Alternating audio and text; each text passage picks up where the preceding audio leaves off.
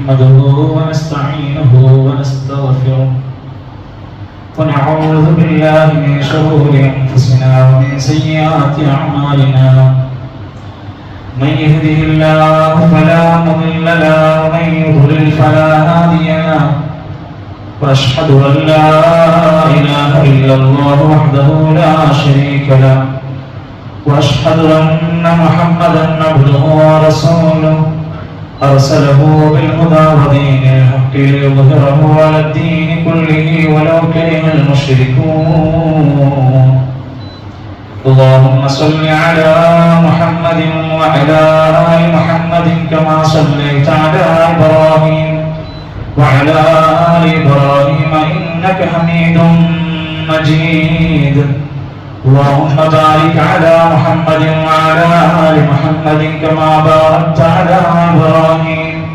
وعلى آل إبراهيم إنك حميد مجيد أما بعد فإن خير الكلام كلام الله وخير الهدي هدي محمد صلى الله عليه وسلم شر الأمور محدثاتها وكل محدثة بدعة وكل بدعة ضلالة وكل ضلالة في النار أيها الإخوة والأخوات أوصيكم وإياي أولا بتقوى الله يا أيها الذين آمنوا اتقوا الله وقولوا قولا سديدا يصلح لكم أعمالكم ويغفر لكم ذنوبكم ومن يطع الله ورسوله فقد فاز فوزا عظيما أعوذ بالله من الشيطان الرجيم أم حسبتم أن تدخلوا الجنة ولما يعلم الله الذين جاهدوا منكم ويعلم الصابرين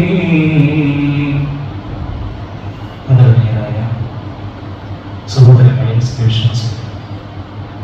സർവ്വലോകരക്ഷിതാവായ അനുഗ്രഹിക്കപ്പെട്ടവനായ ഖാലിഖായ റാസിഖായ റബ്ബിന്റെ ഏറ്റവും വലിയ നിഅമത്തുകൾക്ക് അനുഗ്രഹങ്ങൾക്കെല്ലാം നന്ദി കാണിച്ചു അവൻ നൽകിയ മതത്തെ തൃപ്തിപ്പെട്ടുകൊണ്ട് ഇസ്ലാമിന്റെ നല്ല ആ രൂപത്തിലുള്ള സമർപ്പണ ബോധത്തോടെ ജീവിക്കുന്ന സത്യവിശ്വാസികളായി ജീവിക്കാൻ നാം ഓരോരുത്തരും ആത്മാർത്ഥമായി പരിശ്രമിക്കണേ എന്ന് എന്നെ മറക്കാതെ നിങ്ങളെ ഓർമ്മപ്പെടുത്തുകയാണ് വസിയത്ത് നൽകുകയാണ് അല്ലാഹു നമ്മെ അനുഗ്രഹിക്കുമാറാകട്ടെ സത്യവിശ്വാസികളായ മുഅ്മിനുകളായ മനുഷ്യർ ചില പ്രത്യേക സ്വഭാവത്തിന്റെ ഉടമകളാണ് മറ്റു മനുഷ്യരിൽ നിന്ന് മറ്റു മതവിശ്വാസികളിൽ നിന്ന് അവനെ വേറിട്ട ഒരു വ്യക്തിത്വമാക്കി മാറ്റുന്ന സവിശേഷമായ സ്വഭാവ ഗുണവ്യക്തിത്വങ്ങളുള്ള ആളുകളായി സത്യവിശ്വാസികൾ എന്ന് വിളിക്കുന്നവരാണ്. അതിലേറെ ശ്രദ്ധയോടെ ഗൗരവത്തോടെ നാം കാണേണ്ടതാണ്. ഒരു സത്യവിശ്വാസിയുടെ സ്വഭാവത്തിൽ ജീവിത നിലവാര ഗുണങ്ങളിൽ എല്ലാം തെളിഞ്ഞു കാണേണ്ടുന്ന ക്വാളിറ്റിയാണ് സ്വഭാവ. ജീവിതത്തിൽ ഏതേത് നന്മ ചെയ്യുന്ന നല്ല കാര്യങ്ങൾ ചെയ്യാൻ വേണ്ടി ശ്രമിക്കുമ്പോൾ തിന്മകളുടെ മാനപ്പടക്കങ്ങൾ പോലെ കണ്ണിന്റെ മുമ്പിൽ ജീവിതഘട്ടങ്ങളിൽ കടന്നു വരുമ്പോൾ അരുതേ എന്ന് മനസ്സിനോട് പറയാൻ എന്റെ ക്ഷമ വേണം. നാം അറിയാതെ നാം പ്രതീക്ഷിക്കാതെ നാം നിലച്ചിരിക്കാത്ത നേരത്ത് വരുന്ന അല്ലാഹുവിന്റെ വിധിയിൽ അപാരമായ ക്ഷമ നമ്മുടെ കയ്യിലുണ്ടാവണം. ക്ഷമ എന്ന വാക്കിന്റെ വിശദീകരണം പറയാനും പ്രസംഗിക്കാനും എഴുതാനും മനോഹരമായി മണിക്കൂറുകളോളം നിന്ന് സംസാരിക്കാനും ജീവിതഘട്ടങ്ങളിൽ തന്നോടെടുക്കുമ്പോൾ തന്റെ പ്രതിസന്ധികളുടെ മുമ്പിലേക്ക് വരുമ്പോൾ ആ ക്ഷമക്കും സഹനത്തിനും നമുക്ക് എത്ര പേർക്ക് സാധ്യമാകുന്നു? അല്ലാഹുവിന്റെ പ്രവാചകൻ നബി കരീം സല്ലല്ലാഹു അലൈഹി വസല്ലം നൽകുന്ന മഹത്തരമായ സന്ദേശം ലോക ചരിത്രത്തിൽ ഏറ്റവും അധികം പരീക്ഷണങ്ങൾ അനുഭവിച്ച വ്യക്തികൾ ആരെന്നറിയുമോ? അശദ്ദുന്നാസ് അയ്യുന്നാസി അശദ്ദു ബലാ. ഏറ്റവും അധികം മനുഷ്യരിൽ പരീക്ഷണം സംഭവിച്ചത് ആർക്കാണെന്നറിയോ? അൽ അംബിയാ, പ്രവാചകന്മാരാണ്. നല്ല മനുഷ്യരായ അള്ളാഹുവിന്റെ അമാനത്ത് ഏറ്റെടുത്തുകൊണ്ട് നടപ്പിലാക്കാൻ ശ്രമിച്ച അമ്പിയാക്കന്മാർ ലോകത്തെ ഏറ്റവും വലിയ പരീക്ഷണത്തിനിരയായി. പിന്നീട് അതിന് താഴെയുള്ളവർ തന്റെ മതബോധത്തിനനുസരിച്ചുകൊണ്ട് ഓരോ മനുഷ്യനെയും അള്ളാഹു പരീക്ഷിച്ചു കൊണ്ടിരിക്കും എന്ന തീരുമാനമാണ്. സഹോദരങ്ങളെ, റസൂലുള്ളാഹി സ്വല്ലല്ലാഹു അലൈഹി വസല്ലം മക്കയിലെ തെരുവോരങ്ങളിൽ അങ്ങാടികളിൽ ചെന്ന് ദീൻ പറയാൻ തുടങ്ങിയപ്പോൾ അവിടെ ഉണ്ടായ ശക്തമായ പീഡനത്തെ കുറിച്ച് ഉർവത്ത് ബിൻ സുബൈർ റളിയല്ലാഹു അൻഹു റിപ്പോർട്ട് ചെയ്യുന്ന ഒരു ഹദീസിൽ അബ്ദുല്ലാഹി ബിൻ അംർ റളിയല്ലാഹു അൻഹുവിനോട് ചോദിക്കുകയാണ്, അൻ അശദ്ദ മാ സനഅൽ മുശ്രികൂന ബിറസൂലില്ലാഹി സ്വല്ലല്ലാഹു അലൈഹി വസല്ലം, നമ്മുടെ പ്രവാചകനെ മുശ്രിക്കീങ്ങൾ ഏതൊക്കെ നിലക്ക് ഉപദ്രവിച്ചിട്ടുണ്ട്, പീഡിപ്പിച്ചിട്ടുണ്ട്? മറുപടി,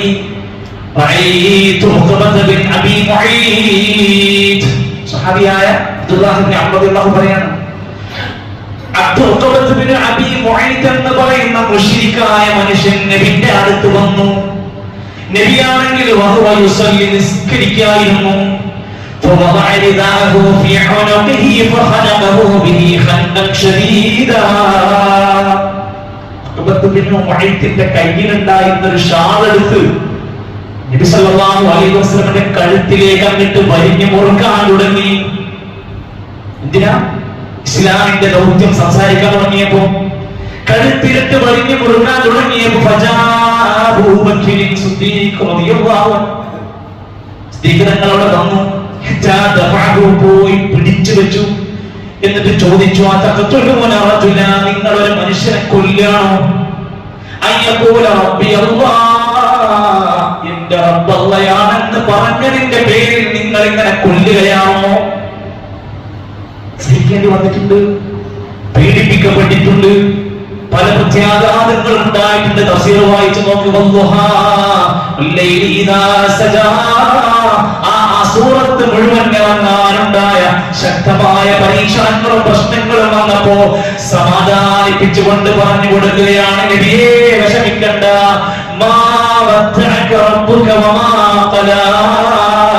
നിങ്ങളെ റബ്ബ് ഒരിക്കലും കൈവിട്ടിട്ടില്ല, ഉപേക്ഷിച്ചിട്ടില്ല, നിങ്ങൾ സങ്കടപ്പെടണ്ട.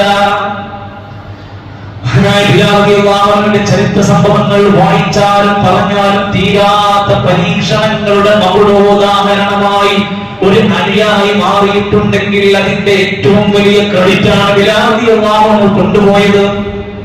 സ്വർഗത്തിന്റെ ആ ശബ്ദങ്ങളിൽ ബിലാൽ റളിയല്ലാഹുവിന്റെ കാലടി ശബ്ദം ഞാൻ നേരത്തെ കേട്ടിട്ടുണ്ടെന്ന് റസൂൽ കരീം സല്ലല്ലാഹു അലൈഹി വസല്ലം പറയാൻ മാത്രമുള്ള വ്യക്തിത്വമായി മാറിയില്ലേ? എന്തൊക്കെ സഹിക്കേണ്ടി വന്നു. എന്നിട്ട് ഖുർആൻ പറഞ്ഞു, ഇതുപോലെ എല്ലാ മുഅ്മിനീങ്ങളും മനുഷ്യന്മാരും നല്ലോണം അനുഭവിക്കേണ്ടി വരും. ആരും സുഖിച്ചു പോകുന്നു വിചാരിക്കണ്ട. ഇത് ജീവിതയാത്രയാണ്, ഇത് ദുനിയാവാണ്, സ്വർഗമല്ല. وَلَنَبْلُوَنَّكُمْ بِشَيْءٍ مِّنَ الْخَوْفِ وَالْجُوعِ وَنَقْصٍ مِّنَ الْأَمْوَالِ وَالْأَنفُسِ وَالثَّمَرَاتِ وَبَشِّرِ الصَّابِرِينَ. നിങ്ങളെ പരീക്ഷിക്കുക തന്നെ ചെയ്യും. മിനൽ ഖൗഫ്, ഭയം കൊണ്ട് പരീക്ഷിക്കും. കേരളക്കാരായ നമ്മളോട് ചോദിക്കുകയാണ്, എന്താപ്പെട്ട അവസ്ഥ? വില കൂടുതലാണ്, എണ്ണ ഭയങ്കര റേറ്റ് കൂടിക്കൊണ്ടിരിക്കുക, അവിടെ ആ പ്രശ്നം, റോഡ് പൊളിഞ്ഞിരിക്കുക, നമുക്ക് നോക്കിയ പ്രശ്നങ്ങൾ. പേടിച്ച് വീട്ടിൽ കിടന്ന എത്ര മനുഷ്യരുണ്ട്. പുറത്ത് കഴിക്കുന്ന കുടിക്കുന്ന വെള്ളത്തിന് പോലും പേടിച്ചിരിക്കുന്ന എത്ര മനുഷ്യരുണ്ട്. പലസ്തീനിന്റെ ഇസ്രായേലിന്റെ ആ ചരിത്രമാർഗങ്ങൾ നമ്മൾ കണ്ടുകൊണ്ടിരിക്കുകയാണ്. ഖൗഫ് കൊണ്ട് നിങ്ങളെ പരീക്ഷിക്കും, പേടി. ശക്തമായ വിശപ്പ് കൊണ്ട് പരീക്ഷിക്കും. നിങ്ങളുടെ സമ്പത്തൊക്കെ നശിച്ചു പോകുന്ന അവസ്ഥയുണ്ടാകും. വിലപ്പെട്ട ജീവനുകൾ നഷ്ടപ്പെട്ടു പോകുന്ന, കായ്ക്കനികൾ നഷ്ടപ്പെട്ടുകൊണ്ടിരിക്കും. അപ്പോഴൊക്കെ എന്താ ചെയ്യാ? ക്ഷമിക്കുന്നവർക്ക് സന്തോഷ വാർത്ത. ക്ഷമിക്കാൻ അവിടെ കഴിയണം. വിശ്വാസികളായ മുഅ്മിനുകളായ എല്ലാവർക്കും പരീക്ഷണം വരും. ആദ്യം പറഞ്ഞു, മുഅ്മിനീങ്ങളുടെ അടയാളമാണിത്. മുഅ്മിനായ മുഅ്മിനത്തായ എല്ലാ മനുഷ്യർക്കും പരീക്ഷണങ്ങൾ വന്നുകൊണ്ടേയിരിക്കും. ഫീ നഫ്സിഹി അവന്റെ ശരീരത്തിൽ വരും, വവലദിഹി അവന്റെ മക്കളിൽ വരും, വമാലിഹി അവന്റെ സമ്പത്തിൽ വരും. ഒരു മകൻ മതി നമ്മളെ കണ്ണീര് കുടിപ്പിക്കാൻ, ഒരു മകൾ മതി ജീവിതത്തിന്റെ എല്ലാ സന്തോഷങ്ങളെയും തച്ചുടക്കാൻ. ശരീരത്തിന്റെ ഏതെങ്കിലും ഒരു ഭാഗത്തുണ്ടാകുന്ന ഒരു വേദനയുടെ രോഗം മതി വലിയ പരീക്ഷണമാകാൻ. നഫ്സിഹി വവലദിഹി വമാലിഹി ഹത്താ യൽഖല്ലാഹ്. അങ്ങനെ അതെല്ലാം ബാധിച്ച് അവരെല്ലാം സഹിച്ച് ക്ഷമിച്ച് അല്ലാഹനെ കണ്ടുമുട്ടുമ്പോൾ വമാ അലൈഹി ഖതീഅത്തുൻ, അവനിൽ യാതൊരു ദോഷങ്ങളും ഇല്ലാതെയാകും. ക്ഷമിക്കുന്നതോടുകൂടെ അവന്റെ ദോഷങ്ങൾ അതിലൂടെ പുറത്തു കൊടുത്തുകൊണ്ടിരിക്കും. അത് മുഅ്മിനിന്റെ ഖൈറായി മാറുകയാണ്. മഹാനായ ഉമർ ഖത്താബ് തങ്ങൾ പറഞ്ഞൊരു വാക്കുണ്ട്, ഇന്നമാ വജദ്നാ ഖൈറ ഐശിന സബ്റ. ഞങ്ങൾ ക്ഷമയിലൂടെയാണ് ജീവിതത്തിലെ എല്ലാ ഖൈറുകളും കണ്ടെത്തിയത്. ഞങ്ങൾക്ക് ഒരുപാട് ബുദ്ധിമുട്ടൊക്കെ ഉണ്ടായിരുന്നു, അന്ന് ഞങ്ങൾ ക്ഷമയിലൂടെ ഖൈറുകൾ കണ്ടെത്തി. എന്താണ് ക്ഷമ എന്ന് പറഞ്ഞാൽ? മനസ്സിനെ അടക്കി നിയന്ത്രിക്കാനുള്ള അപാരമായ കഴിവിനാണ് മലയാളത്തിൽ ക്ഷമ എന്ന് പറയുന്നത്. അത് ഒരു തലത്തിൽ മാത്രം പറയാനല്ല, പറയുന്ന പോലെയില്ല, പ്രവൃത്തി പദത്തിലേക്ക് അത് കൊണ്ടുവരുമ്പോൾ നല്ല ബുദ്ധിമുട്ടുണ്ട്. അല്ലാഹുവിന്റെ ഖുർആൻ തന്നെ ചോദിച്ചു, അം ഹസിബതും, നിങ്ങൾ വിചാരിക്കണോ, അൻ തദ്ഖുലുൽ ജന്ന, സ്വർഗ്ഗത്തിലേക്ക് പ്രവേശിക്കാമെന്ന്. വലമ്മാ യഅലമില്ലാഹു അല്ലദീന ജാഹദൂ മിൻകും വയഅലമസ് സാബിരീൻ. ക്ഷമാലുക്കളെ കുറിച്ച് അറിയാതെ, കഠിനാധ്വാനികളായ ജിഹാദ് ചെയ്തവരെ കുറിച്ച് മനസ്സിലാക്കാതെ, അതൊന്നും അനുഭവിക്കാതെ നിങ്ങൾ സ്വർഗത്തിലെത്താൻ പറ്റുമെന്ന് വിചാരിക്കാമോ? 3-ാം അധ്യായത്തിലെ 142-ാമത്തെ ആയത്ത് ആലോചിക്കണം. നമ്മൾ പ്രബോധന രംഗത്ത് നമ്മളൊക്കെ നിരവധി അളവിൽ സംസാരങ്ങളും വീഡിയോകളും ലഘുലേഖകളും പുസ്തകങ്ങളും മഴകളൊക്കെ നടത്തിക്കൊണ്ടിരിക്കുന്നു. ആ രംഗത്ത് നിങ്ങൾക്ക് പ്രയാസമൊന്നും ഉണ്ടാവാതെ രക്ഷപ്പെടുമെന്ന് വിചാരിക്കണ്ടോ? നീ ജീവിക്കുന്ന നിന്റെ വ്യക്തി ജീവിതത്തിൽ ഒരു ബുദ്ധിമുട്ടുമില്ലാതെ നീ സ്വർഗത്തിലെത്തുമെന്ന് വിചാരിക്കുന്നുണ്ടോ? നീ ജീവിച്ചുകൊണ്ടിരിക്കുന്ന സാമൂഹ്യ ജീവിതത്തിൽ, നിന്റെ കുടുംബ ജീവിതത്തിൽ ഒരു ബുദ്ധിമുട്ടും പ്രയാസമില്ലാതെ പോകുന്ന വിചാരിക്കുന്നുണ്ടോ? ഉണ്ടാവില്ല. ഏത് മേഖലയിൽ വന്നാലും അവിടെ ക്ഷമയോടെ നേരിടാൻ കഴിയണം. മഹാനായ അബൂ ഹുറൈറ റളിയല്ലാഹു അൻഹുവിന്റെ ഖൗലിൽ, ഹദീസിൽ വിധങ്ങൾ പറഞ്ഞു, മാ റുസിഖ അബ്ദുൻ ഖൈറ, ഒരു അടിമക്ക് ഒരു ഖൈറുമില്ല, ഏറ്റവും ഖൈറായിട്ടല്ലാതെ വിശാലമായിട്ടല്ലാതെ ഒരു കാര്യം അതേതാ? ക്ഷമയേക്കാൾ വലുത്, ക്ഷമയേക്കാൾ വലിയ ഖൈറായ ഒന്നും തന്നെ ഇല്ല. ഒരു സൗഭാഗ്യവാന്റെ അടയാളം എന്താ? ഇന്ന സഈദ ലമൻ ജുന്നിബൽ ഫിതൻ, ധാരാളം ഫിത്നകളും പരീക്ഷണങ്ങൾ അനുഭവിക്കുന്നു. വലിമൻ ബുതുലിയ ഫസബറ ഫമാഹ, അവന്റെ ആ പരീക്ഷണങ്ങളിൽ ക്ഷമയോടെ നേരിടാൻ കഴിയുമ്പോഴാണ് സഈദായി മാറുന്നത്. സൗഭാഗ്യവാൻ. സൗഭാഗ്യവാൻ ആരാ? തന്റെ ജീവിത പ്രതിസന്ധികളിൽ സ്വബർ പാലിക്കുന്നവരാണ്.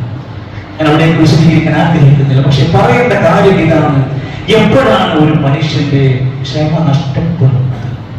നമ്മളെ പ്രശ്നം നമുക്ക് ക്ഷമ ഉണ്ട്, പക്ഷെ ചില സ്ഥലത്ത് നമ്മളങ്ങനെ പറയും, ഞാൻ ഭയങ്കര പിടിച്ചു, പക്ഷേ അവസാനം കയ്യിൽ പോലും. ക്ഷമ നഷ്ടപ്പെടാനുള്ള ഒന്നാമത്തെ കാരണം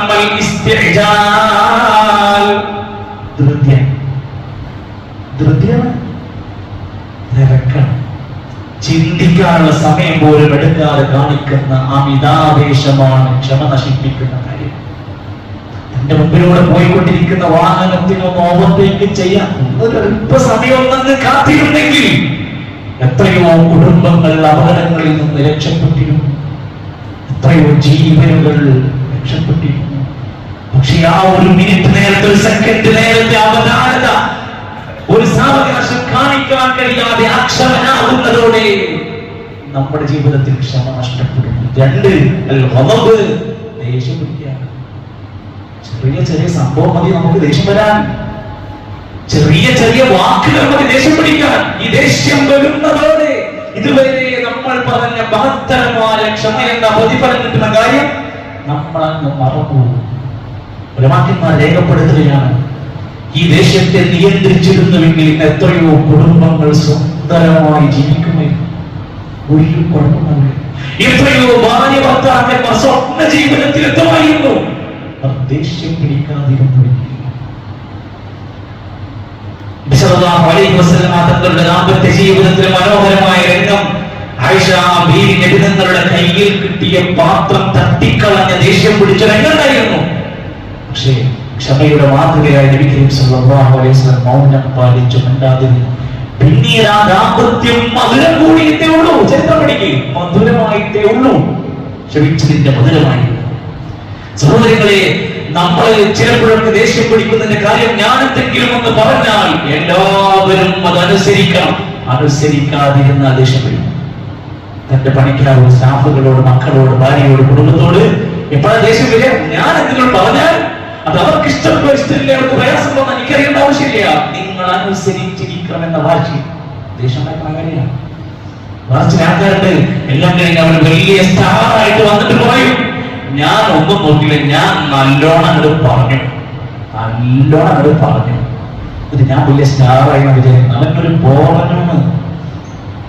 അവിടെ ക്ഷമിക്കുന്നവനാണ് സ്റ്റാർ. അതാണ് ക്വാളിറ്റി.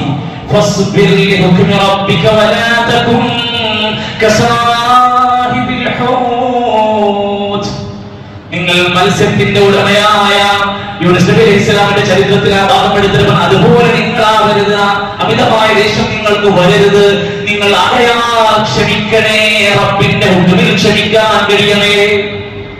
മൂന്നാമത്തെ കാരണം സഹിക്കാനാവാത്ത സങ്കടങ്ങളാണ്.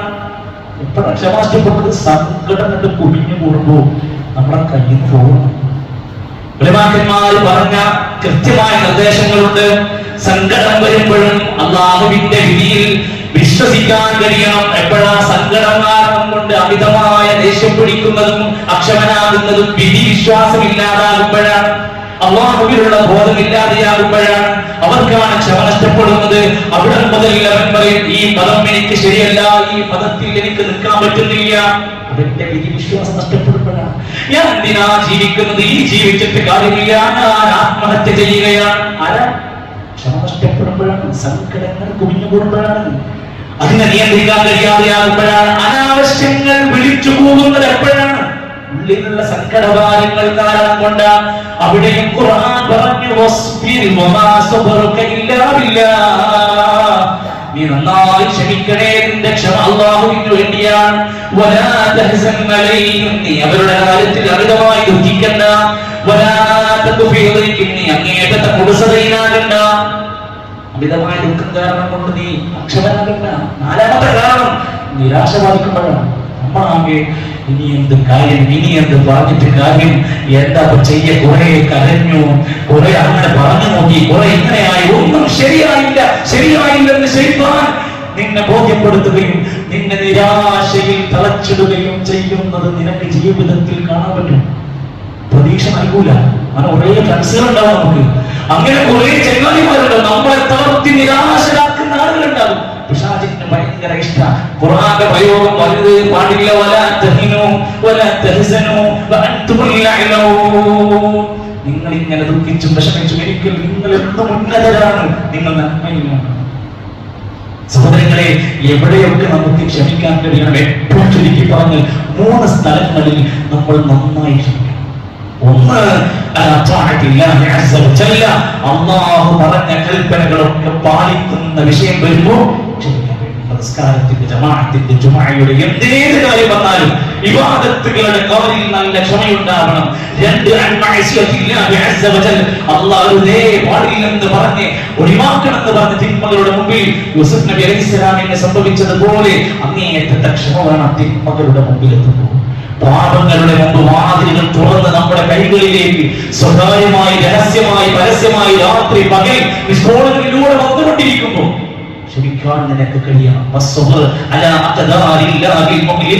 വേദനയേറിയ കഠിനമായ പരീക്ഷണങ്ങളും വിധികളും വരുമ്പോ ഇതെന്റെ റബ്ബ് തന്നതാണ്, എന്റെ മക്കൾ നഷ്ടപ്പെട്ടത് എന്റെ റബ്ബിന്റെ തീരുമാനമാണ്, എന്റെ ഈ രോഗം എന്റെ റബ്ബിന്റെ തീരുമാനമാണ്, എന്റെ തകർച്ചകൾ എന്റെ റബ്ബിന്റെ തീരുമാനമാണ്, എന്റെ റബ്ബിനെ എനിക്ക് ഇഷ്ടമാണ്. ഞാൻ ക്ഷമിക്കുന്നെന്ന് മനസ്സുകൊണ്ട് ധൈര്യം സമേതം ജീവിക്കാൻ നമുക്ക് കഴിയണം.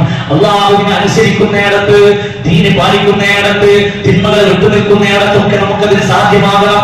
മഹാനായ ഇമാം ബുഖാരി റഹ്മത്തുള്ളാഹി അലൈഹി പറഞ്ഞൊരു വാക്കുണ്ട്, അഫ്ളലുൽ മുസ്ലിമീന റജുലുൻ അഹ്യാ സുന്നതൻ മിൻ സുന്നത്തി റസൂൽ സല്ലല്ലാഹു അലൈഹി വസല്ലം ഖദ് ഉമീതത്. മുസ്ലിമീങ്ങളുടെ കൂട്ടത്തിൽ ഏറ്റവും നല്ല മനുഷ്യരാരാന്നറിയോ? ചത്തു കിടക്കുന്ന സുന്നത്തുകളെ എല്ലാം പുനരുജ്ജീവിപ്പിച്ചവരാണ്. സുന്നത്തിന്റെ ആളുകളെ നിങ്ങൾ നന്നായി ക്ഷമിക്കണം. റഹിമക്കുമുല്ലാഹ്, അല്ലാഹു നിങ്ങളോട് കരുണ കാണിക്കട്ടെ. നിങ്ങൾ ജനങ്ങളിൽ വളരെ കുറഞ്ഞ ആളുകളാണ്. നന്മകളിൽ ക്ഷമിക്കാൻ കഴിയുന്ന ആളുകൾ കുറച്ചേ ഉണ്ടാവൂ. അള്ളാഹുവിനെ ധിക്കരിക്കുന്ന കാര്യത്തിൽ നിന്നൊക്കെ വിട്ടുനിൽക്കാൻ നമുക്ക് കഴിയണം. അതേപോലെ തന്നെ ക്ഷമിക്കുന്ന വ്യക്തികളുണ്ട് എന്റെ ജീവിതത്തിന്റെ തുടക്കഘട്ടത്തിൽ, അല്ലെങ്കിൽ അവന്റെ ആ ആവശ്യം വരുന്ന ഘട്ടത്തിൽ പറയാനുള്ളതെല്ലാം പറഞ്ഞ് അടിക്കാനുള്ളടത്ത് പോയി തല്ലിയ വെട്ടാനുള്ളവരെ വെട്ടി എല്ലാം കഴിഞ്ഞിട്ട് ഞാൻ ക്ഷമിച്ചിരിക്കുന്നു എന്ന് പറയുന്നു. ആദ്യഘട്ടത്തിൽ ആദ്യഘട്ടത്തിൽ നമുക്ക് ക്ഷമിക്കാൻ കഴിയും. പറഞ്ഞ ഒരു ഹദീസിന്റെ ഭാഗത്ത് കാണാൻ സാധിക്കും, നബി സല്ലല്ലാഹു അലൈഹി വസല്ലം ഉപദേശിച്ച ആ സംഭവം എടുത്തുകൊണ്ട് സാധാരണ നമ്മൾ പറയാറുണ്ട്, ആദ്യഘട്ടത്തിലാണ് ജീവിതത്തിന്റെ ഘട്ടങ്ങളിൽ ക്ഷമിക്കാൻ കഴിയും. അബൂ ഉമർ റളിയല്ലാഹു അൻഹു പറഞ്ഞ ഒരു ഹദീസിൽ കാണാം, അല്ലാഹു പറഞ്ഞിട്ടുണ്ട്, ഇബ്നു ആദം, ആദമിന്റെ പുത്ര, ഇൻ സബർതാനി ക്ഷമിച്ചാൽ, വഹ്തസബതാനി പ്രതിഫലം പ്രതീക്ഷിച്ചാൽ, ഇന്ന സ്വമതിലൂല അതിന്റെ ആദ്യഘട്ടത്തിൽ തന്നെ സ്വർഗമല്ലാതെ നിനക്ക് പ്രതിഫലമായി വേറെ ഒന്നും ഇഷ്ടപ്പെടുന്നില്ല. സ്വർഗം കിട്ടണോ? ഇങ്ങോട്ട് ചീത്ത വിളിച്ചവന്റെ മുമ്പിൽ ക്ഷമിച്ചു നിൽക്കാൻ കഴിയും. പ്രതികാരം ചെയ്യുന്നവന്റെ മുമ്പിൽ ക്ഷമിക്കാൻ കഴിയും. നമ്മെ ദേഷ്യം പിടിപ്പിക്കുന്നവന്റെ മുന്നിൽ ആദ്യത്തിലും അവസാനത്തിലും ക്ഷമിച്ചാൽ അവസാനിപ്പിക്കുന്ന ഒരു കാര്യം കൂടെ പറയാം. നമ്മൾ കാരണം ഒരു മനുഷ്യന്റെ ക്ഷമ നഷ്ടപ്പെടുത്തരുത്. നമ്മുടെ മോശം സ്വഭാവം, നമ്മുടെ വാക്ക്, നമ്മുടെ അമിതമായ കോപം, മറ്റുള്ളവന്റെ ക്ഷമയെ പരീക്ഷിക്കുന്ന സ്വഭാവങ്ങൾ നമ്മളൊരു നല്ല മുമ്പിനെ ജീവിതത്തിൽ ഉണ്ടാകും. അല്ലാഹു സുബ്ഹാനഹു വ തആല മാതൃകയാകുന്ന സൽഗുണങ്ങളോടെ ജീവിക്കുന്ന നല്ല മുമ്പിനെ നമ്മെ ഉൾപ്പെടുത്തി അനുഗ്രഹിക്കുമാറാകട്ടെ.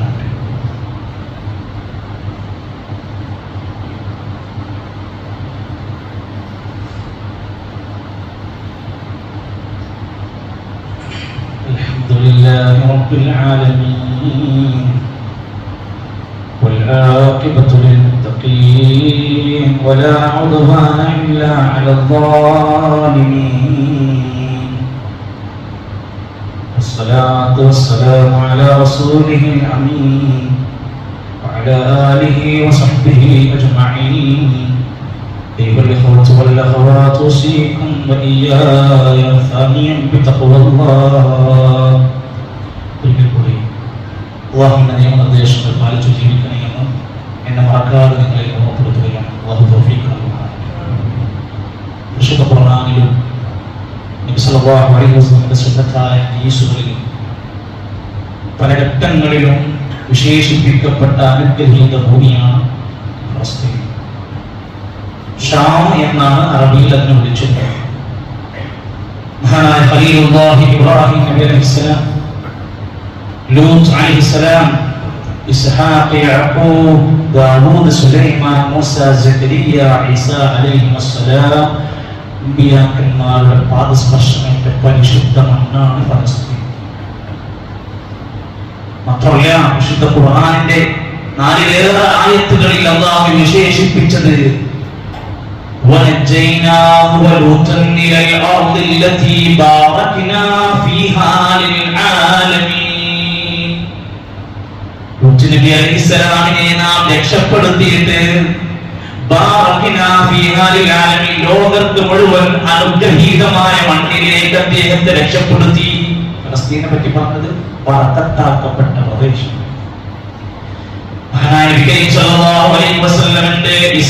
യാത്രയിൽ മസ്ജിദുൽ ഹറമിൽ നിന്ന് ഇലൽ മസ്ജിദിൽ അഖ്സാ, മസ്ജിദുൽ അഖ്സയിലേക്ക് കൊണ്ടുപോയി. ഏതാ സ്ഥലം? അല്ലദീ ബാറക്നാ ഹൗല, അതിന്റെ ചുറ്റുമുള്ള പ്രദേശങ്ങൾ ബറക്കത്താക്കപ്പെട്ട പ്രദേശമാണ്.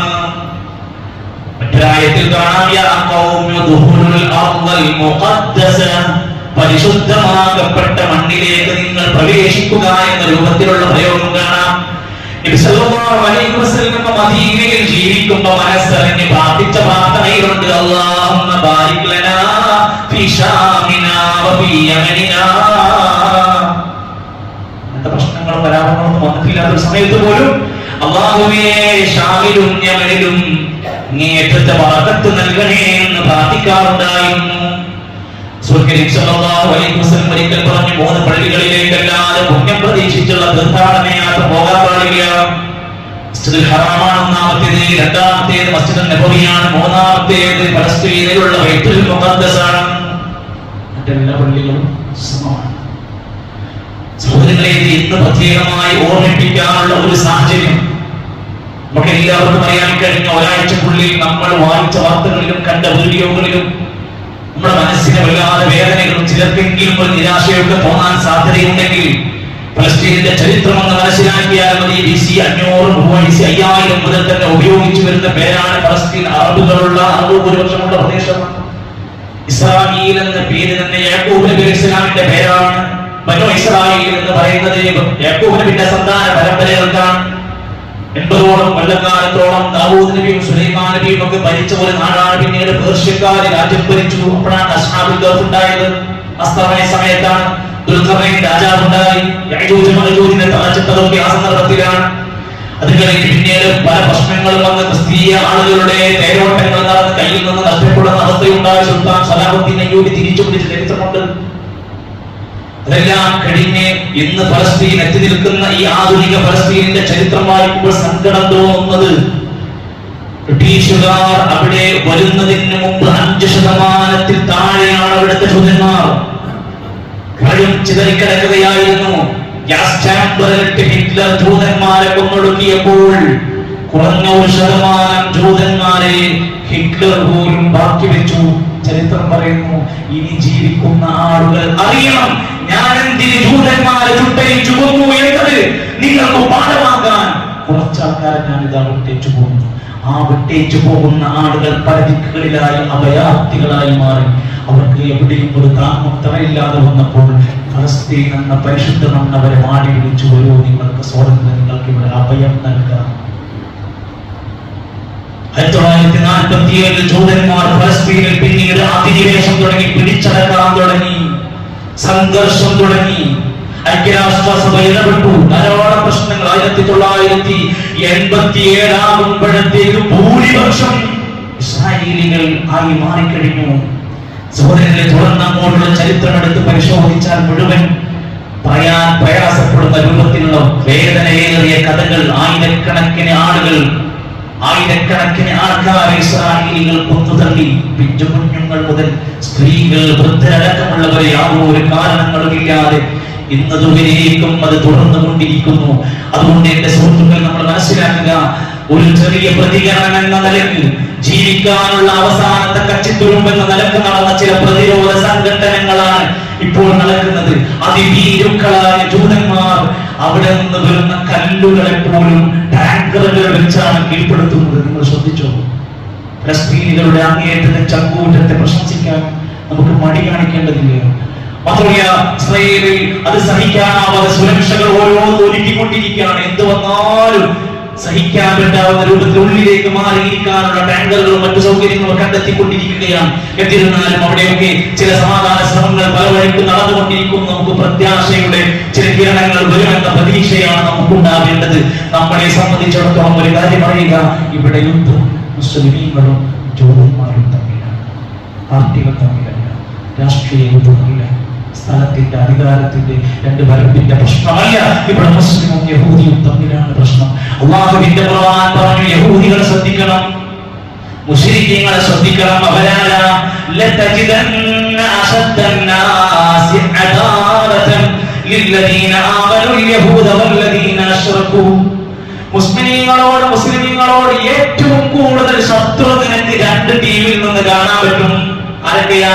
യഹൂദികളെ കൊണ്ടാണ്, വല്ലദീന അശ്റകൂ ബഹുദൈവ വിശ്വാസികളെ കൊണ്ടാണ്. ഖുർആനുണ്ട്. നിങ്ങൾക്ക് നല്ല ശത്രുതകൾ ഉണ്ടാകും. അതുകൊണ്ട് ഈ കാര്യത്തിൽ നമ്മൾ മനസ്സിലാക്കണം, ഇവിടെ യഹൂദികളുടെ ഭാഗത്തു നിന്നാണ് പ്രയാസങ്ങൾ വന്നുകൊണ്ടിരിക്കുന്നത്. നമ്മുടെ നാട്ടിൽ ഏതെങ്കിലും കഴിയും ആളുകൾക്ക് ഇതൊക്കെ വെച്ച് മുതലെടുക്കാൻ നോക്കുന്ന, അതിന്റെ പിന്നിൽ എന്തെങ്കിലുമൊക്കെ കാണാൻ പറ്റുമോ എന്ന് ആലോചിക്കുന്നവരൊക്കെ ഉണ്ട്. നമ്മൾ നല്ല ശ്രദ്ധയോടെ വേണം ഓരോ മെസ്സേജുകളും ഓരോ വീഡിയോകളും വരുമ്പോൾ നിജസ്ഥിതി അറിയാതെ ഒരിക്കലും ഒരു കാര്യവും പങ്കുവെക്കാതിരിക്കാൻ ശ്രദ്ധിക്കുക. ഒരിക്കലും നമ്മൾ നിരാശപ്പെടേണ്ട. അല്ലാഹുവിന്റെ പ്രവാചകൻ നബി കരീം സല്ലല്ലാഹു അലൈഹി വസല്ലം പറഞ്ഞു, ഖിയാമത്ത് നാളിന്റെ അടയാളമാണ് 6 കാര്യം. 6 കാര്യങ്ങൾ ഖിയാമത്തിന്റെ അടയാളമാണ്. അത് നടക്കാതെ ഖിയാമത്ത് നടക്കൂല. മൗതീന്റെ മരണം അതിന്റെ ഒരു അടയാളമാണ്. സമ്പൂർണമായി വിജയിച്ചടക്കുക എന്നത് ഖിയാമത്തിന്റെ അടയാളമാണ്. ഇത് പൂർണ്ണമായി ശാന്തമായി മുസ്ലിങ്ങളുടെ കയ്യിലെത്തും എന്നത് ഖിയാമത്തിന്റെ അടയാളമാണ്. നബി കരീം സല്ലല്ലാഹു അലൈഹി വസല്ലം പറഞ്ഞു, ഈസാ അലൈഹിസ്സലാം വന്നിറങ്ങുന്ന വെള്ളവിഹാരം അവിടെയാണ്, ഫലസ്തീനിലാണുള്ളത്. അന്നേ സമയത്ത് 70,000 യഹൂദികളുമായി കൊണ്ട് അവരുടെ നേതാവായ ദജ്ജാലും കൂടെ വരികയാണ്. മുസ്ലിമീങ്ങളെ പരാജയപ്പെടുത്താൻ മഹാനായ ഈസാ അലൈഹിസ്സലാം ഇറങ്ങി വരുന്നതോടെ, ബാബുൽ ബുദ്ധ് എന്ന് പറയുന്ന സ്ഥലത്ത് എത്തുന്നതോടെ ഉപ്പ് അലിഞ്ഞില്ലാതെയാകുന്ന പോലെ ദജ്ജാലങ്ങ് ഇല്ലാതെയാവുകയും യഹൂദികളെ കൊന്നൊടുക്കുകയും ചെയ്യുന്ന രംഗം കാണാം. അവസാനം വിജയിച്ച്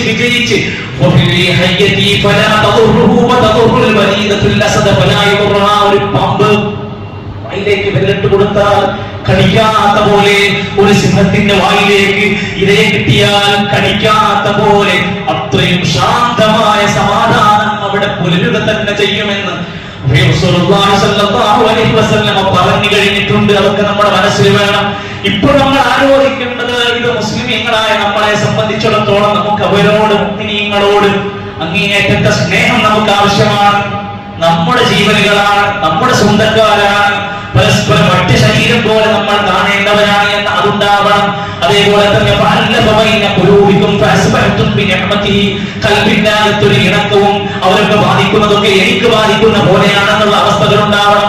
അവർക്ക് വേണ്ടി സാമ്പത്തികമായി ശാരീരികമായി നമുക്ക് എന്തൊക്കെ സഹായങ്ങൾ ചെയ്യാൻ പറ്റുമോ അതൊക്കെ നമ്മൾ ചെയ്യേണ്ടതുണ്ട്. പ്രാർത്ഥിക്കാൻ പറ്റുന്ന വേദികളിലും ഒറ്റയ്ക്കിരുന്നുള്ള പ്രാർത്ഥനകളിലും നമ്മുടെ സന്ദർഭങ്ങളിലെല്ലാം അള്ളാഹുവിന്റെ സഹായത്തിന് വേണ്ടി, അവർക്ക് വേണ്ടി ആത്മാർത്ഥമായി പ്രാർത്ഥിക്കുന്നവരായി നമ്മൾ മാറുകയും വേണം. ഈ കൊല്ലാക്കൊലകളും ഈ ചിത്രങ്ങളും വീഡിയോകളും ഇങ്ങനെ ഷെയർ ചെയ്യുന്നതിനപ്പുറത്തേക്ക് അള്ളാഹുവിന്റെ സഹായത്തിന് വേണ്ടി ആത്മാർത്ഥമായി പ്രാർത്ഥിക്കുന്ന, ആളുകളെ ഭയപ്പെടുത്തുന്ന, ആളുകൾക്ക് പ്രയാസങ്ങൾ ഉണ്ടാക്കുന്ന തരത്തിലുള്ള മെസ്സേജുകളും മറ്റും അയച്ചു കൊടുക്കാതെ നമ്മൾ ആത്മാർത്ഥമായ സത്യത്തിന് വേണ്ടി ആഗ്രഹിച്ചു കൊതിച്ചു പ്രാർത്ഥിക്കുക. അല്ലാഹു സുബ്ഹാനഹു വ തആല ഇസ്ലാമിന്റെ ശത്രുക്കളെ പരാജയപ്പെടുത്തുമാറാകട്ടെ. മുഅ്മിനീങ്ങളായ പ്രിയപ്പെട്ടവരായ വിദ്രോഹന മക്കളടക്കമുള്ള സ്ത്രീകളും വൃദ്ധരുമടക്കമുള്ള നിരപരാധികളായ ആളുകളെ പങ്കെടുക്കുന്ന ഇസ്ലാമിന്റെ ശത്രുക്കളെ അല്ലാഹുവേ നീ ഇല്ലാതാക്കണേ റഹ്മാനേ. അല്ലാഹുവേ ഇസ്ലാമിന്റെ ശത്രുക്കൾക്കിടയിൽ നീ അനൈക്യമുണ്ടാക്കി അവരുടെ കൂട്ടുകെട്ടുകൾ നീ പൊളിക്കണേ റഹ്മാനേ. അല്ലാഹുവേ ലോക രാജ്യങ്ങൾക്കിടയിൽ പല സ്ഥലങ്ങളിലുമായി നമ്മൾ കണ്ടുകൊണ്ടിരിക്കുന്ന വേട്ട, അല്ലാഹുവേ നീ അത്തരത്തിലുള്ള മുഴുവൻ സംഘങ്ങളെ നീ പരാജയപ്പെടുത്തിയ റഹ്മാനേ. അല്ലാഹുവേ ഞങ്ങളിൽ നിന്ന് മരണപ്പെട്ടു പോയ എല്ലാവർക്കും മഗ്ഫിറത്തും റഹ്മത്തും നൽകണമേ. ജീവിച്ചിരിക്കുന്ന ഞങ്ങളുടെ സഹോദരങ്ങൾക്കെല്ലാം ഈമാനുള്ള മരണം നൽകണമേ. അല്ലാഹുവേ ഞങ്ങളുടെ കച്ചവടത്തിൽ, ജോലിയിൽ, സമ്പത്തിലെല്ലാം നല്ല ബറക്കത്ത് നൽകണേ. ഞങ്ങളുടെ ഇണകളിലൂടെ മക്കളിലൂടെ കൽക്കുളിൽ നൽകണമേ. اللهم اغفر للمؤمنين والمؤمنات والمسلمين والمسلمات الأحياء منهم والأموات. اللهم أعز الإسلام والمسلمين وأذل الشرك والمشركين. اللهم دمر أعداءك وأعداء الدين. اللهم أغث أهل سوريا وفلسطين. اللهم أغث أهل سوريا وفلسطين. اللهم أغث أهل سوريا وفلسطين. اللهم اكشف عنهم الكرب. اللهم أنزل عليهم دفعا وسلاما وأمنا وأمانا. اللهم انصر أهل فلسطين.